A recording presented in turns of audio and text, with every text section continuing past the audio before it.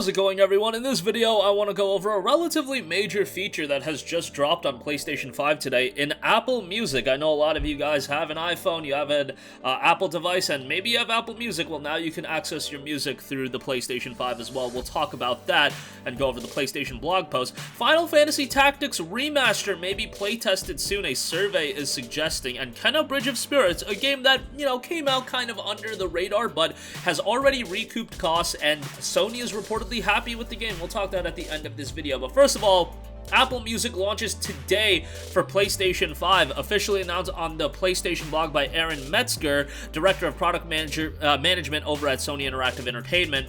We'll talk about that. Background music play is also there, so we'll get to that in a second. But the blog post notes, for those of you who love listening to music in addition to playing games, we are pleased to announce that Apple Music is launching on PlayStation 5, the first gaming console to introduce an integrated Apple Music experience, bringing their expansive music catalog to PlayStation 5 players globally.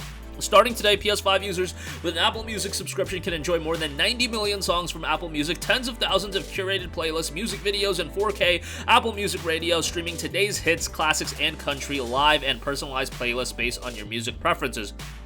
PS5 offers seamless integration with the Apple Music streaming service with background music and music video playback, so players can listen before, during, or after their gameplay session. Love that background music play is in. That was available on PlayStation 4 as well through Spotify, but it notes PS5 users can either start the Apple Music app before hopping into a game or during gameplay by pressing the PlayStation button on the DualSense wireless controller to access the control center and select the music function card. From there, Apple Music subscribers can find recommendations that match the game they are currently playing or choose from a playlist in their library or other Apple Music curated playlists for gaming. That's a cool little tie in there. And then you also have seamless video playback. Little story time, if I can, real quickly. Back in the 360 days, that is one feature that I loved the Xbox 360 had over the PlayStation 3, that you could load up your own music and play in the background. In the end, during Halo 3 Forge mode, yeah, I was that guy. All those Linkin Park songs during Halo 3 Forge mode, Call of Duty 4 multiplayer games. Obviously, I was more so a PlayStation guy in that era, but when I did play on Xbox at friend's house, or the one we had at home every now and again, definitely took advantage of that background music playing some of that good old alternative rock music while I was playing multiplayer titles or that Halo 3 Forge mode. Or I think I even played music while playing Fable 2. We're going back 13, 14 years now, so dating myself a little bit, but you guys get the idea. Always like that feature. I know it might not be something everybody wants to utilize just because, hey, you probably want to enjoy the music in the game itself, especially in a single-player game. Like, honestly, listening to In the End while playing Fable 2, probably not the meta call, but something that I thought I would share with you guys as a little bit of an embarrassing story. But nevertheless, hey, I'm gonna utilize that, and guess what? I still got all those alternative rock music downloaded on my phone through Apple Music. So baby, let's go again with that. Alright, moving on from that, Final Fantasy Tactics Remaster may be playtested. Now, this is coming from Reddit user Dr. Nannard, reported on the Final Fantasy Tactics subreddit that he recently received a playtest invitation from Eidos Montreal, which playtests Square Enix titles. The accompanying survey mentions several tactical role-playing games like the original Ogre Battle, Fire Emblem, and Disgaea. Additionally, it also mentions Final Fantasy XII and its Nintendo DS sequels, which are both set in Ivalice, just like Final Fantasy Tactics, as noted on WCCF Tech.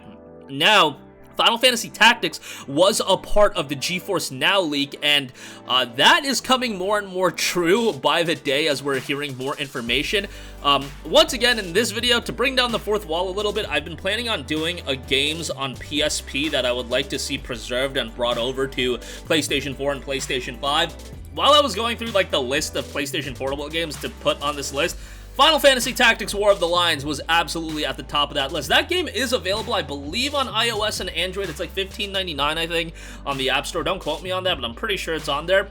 But I love Final Fantasy Tactics War of the Lions. I thought it was great. And then Final Fantasy Tactics A2 on the Nintendo DS was great as well. I think Final Fantasy Tactics has a lot of potential for being a franchise for Square Enix going forward. I don't know why it got completely abandoned, but there has definitely been that clamoring for a new FF Tactics game, and I think if they did one, modernize it a little bit, I think it would sell incredibly well. I'm not saying you gotta throw in the budget for that game that you do in FF16.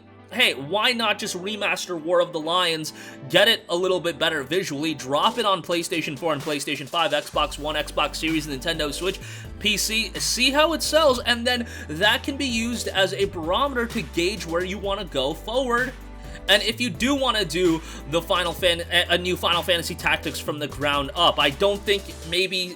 I understand why Square Enix wouldn't want to do a new Final Fantasy Tactics ground up, new title, let's see how it does, let's throw the kitchen sink as far as budget goes into it. Yeah, I can understand that, but a remaster can't be that big of an undertaking, and just so we can preserve the game on a bunch of other platforms, would love to see it available on PlayStation 4, PlayStation 5, again, Series X, Xbox One, PC, Switch. Put it on everything. It's not going to be that demanding of a game, so you can literally put it on everything.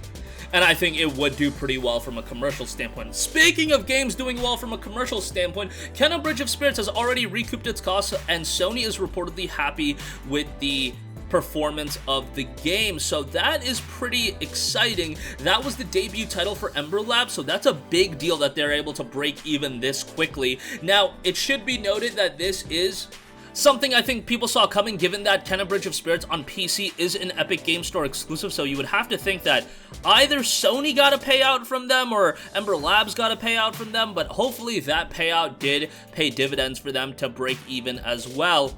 Kena Bridge of Spirits, again, seems to be faring well, and that's according to a new report by Bloomberg. The game itself is pretty good, and I think a big element of it doing pretty well is the fact that it was a budget release. If this game was, $60 or, God forbid, $70, I think there would be a little bit of a different narrative attached to its performance, but at $40, I think people saw it as a budget release, and they were like, okay, hey, I'll check it out. It looks pretty interesting.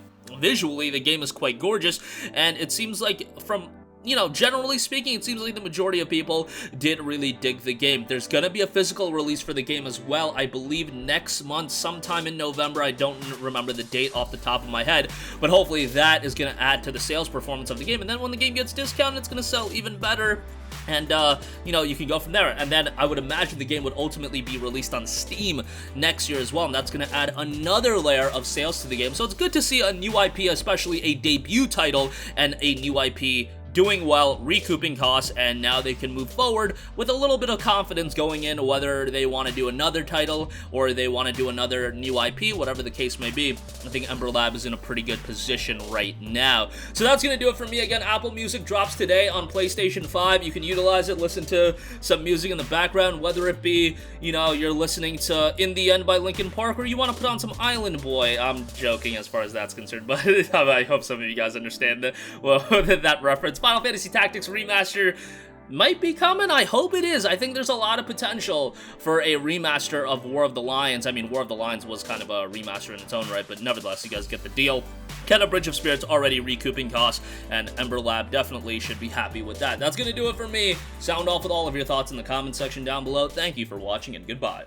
Hey guys, we hope you enjoyed the video, and if you did, make sure to hit the subscribe button, and if you're already subscribed, do us a favor and hit the bell icon. This way you'll be notified whenever we post a new video. That's the best way to keep up with all of our uploads, and we usually try to upload 2 videos a day. And with the bell icon hit, you'll be notified whenever we do upload a video. As always, thanks for watching.